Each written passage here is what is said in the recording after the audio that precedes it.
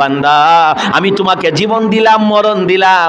আমি তোমাকে কেন জীবন মরণ দিলাম রে বান্দা?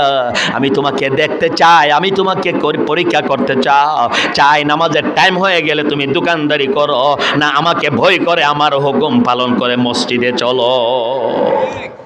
আল্লাহকে ভয় করতে হবে।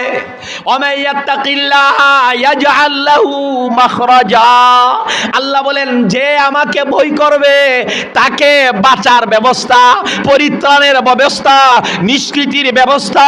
মিথ্যা মামলায় পড়ে গেছ, আরে প্রতিপক্ষের আক্রোশের শিকার হয়েছ, প্রতিপক্ষের হিংসার শিকার হয়েছ, হিংসামি করে শত্রুতার শিকার হয়েছ, শত্রুতামি করে দুশ্মনী করে তোমাকে ফাঁসাইয়া দিচ্ছে।